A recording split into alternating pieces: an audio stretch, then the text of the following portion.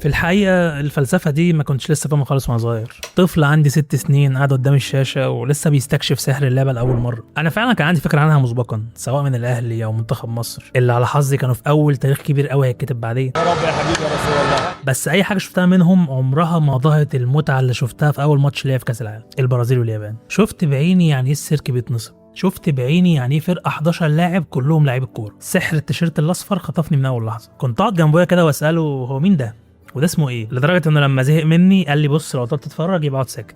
كتمت اسئلتي شويه وبدات استمتع الصراحه باللي اتفرج عليه. انا مش فاهم كل القواعد بس مستمتع قوي، كاني بتفرج على اول بهلوان في السيرك او اول ممثل في السيما. والحسن حظي ان اول فرقه تشدني كانت احلى فرقه كوره ممكن تشوفها في حياتك. بالمناسبه في لعبه اسمها بيس 6 هتنزل بعدها بكام شهر، ولما تنزل هتتاكد ان كلامي صح 100%. لما تلاقي طاقات الفرقه دي كلها في الاحمر فوق. البرازيل كانت بتحسسك ان هي الوحيده اللي بتلعب بالدراع الشغال وباقي فرق البطوله معاها دراع بايظ، لحد ما بيتفتح قدامي ماتش البرازيل وفرنسا. في السن ده برضو الذاكره بتسيح على بعضها، يعني انا حاسس كأن الماتشين يتلعبوا ورا بعض عادي. فرنسا بالنسبه لي كانت تركيبه غريبه جدا، شاب مسلم جزائري بيلعب معاهم ازاي معرفش الصراحه، يمكن المنتخبات كان فيها احتراف زي الانديه، ومهاجم تاني اسمراني للاسف عمره ما يدخل التاريخ ويسجل في احمد الشناوي. كرة عجيبة جدا جدا ملودة، فرصة عمرك. ده غير هنري اللي كنت مقتنع انه من شبرا عشان شبه ريكو بالظبط.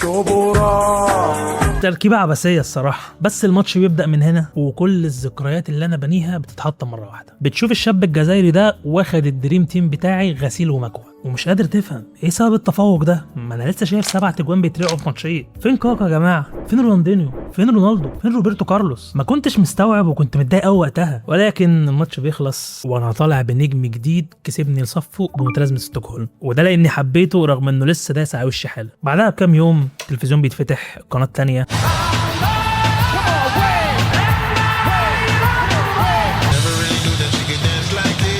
المهم صاحبي الجديد ده نازل بعزمه قدام فرقه ايطاليا. فرقه ايطاليا ما كانتش لافته نظر قوي الصراحه، لعبهم وقح زي اللي هيحصل كمان شويه بالظبط. ومن بدري كده واحنا لسه بنقول يا هادي في مدافع طلياني كده على وشه غل الدنيا نزل ضرب في الواد الاسمر. طب يا ترى الحكم هيحسبها ايه؟ ضربة جزاء ولا ضربة جزاء اللي فيها حيطه دي اللي من بعيد شويه؟ كنت بعمل ابويا ان هو حكم الفار الصراحه. بيخش زيزو يمسك الكوره ويحطها بمنتهى البرود في العارضه، تنزل جوه.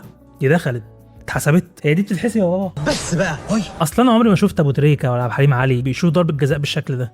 انا جاي البطوله ده عشان انبهر شكلي كده. ما يعديش وقت كتير وتلاقي الغلاوي ده للاسف بيسجل جول التعادل، فتبدا تقلق شويه. بس لا انت مقتنع تماما انك هتشوف تتويج للشاب الجزائري. اصل دي قصه محبوكه قوي الصراحه، نفس القصه اللي كنت بقراها. البطل المغوار هيغلب القرصان الغلاوي ويحرر اميره الذهب، وفي عز ما انا بحاول اهدي نفسي فجاه كارت احمر بيطلع للبطل. ازاي ده هو اللي بيتضرب؟ امتى الحق يضرب؟ ما كنتش فاهم اي حاجه لحد ما بتيجي العاده وبفهم اللي حصل. الشاب الجزائري ده اتشتم بعيلته وما قدرش يسكت، وقرر انه ما يحسبهاش كتير وياخد رد الفعل الطبيعي. ونشوف زيزو معدي بكل حزن الدنيا بس في الارض طالع معدي من جنب الاميره، لكنه للاسف ما يقدرش يجي جنبها على الاقل دلوقتي. كان عندي امل ساذج ان اصحابه دول هيجيبوا له الكاس ويفرحوا معاه والقصه تخلص نهايه مشرفه، بس على ارض الواقع الغلاوي ده هو اللي رفع الجائزه في الاخر. دي اللحظه اللي انا فهمت فيها ان الكوره مش دايما هتنصف الاحسن، وان السيرك اللي انبهرت بيه في الاول خالص ده عادي ممكن يقفل على مشهد حزين. وبرغم ان التاريخ بيفتكر النتيجه مش الاحداث، بس المره دي كانت مختلفه شويه. ماتيراتزي بيكسب بياخد الكاس، ولكن بياخد معاهم احساس انه بطل مزيف، ده لو هو كان انسان من جواه يعني.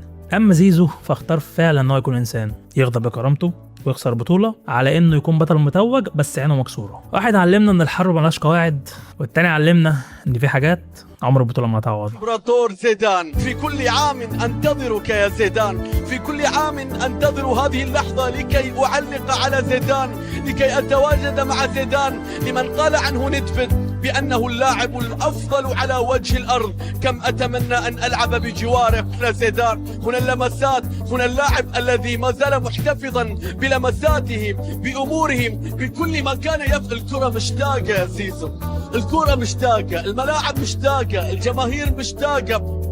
نشوفكم الحلقة الجاية.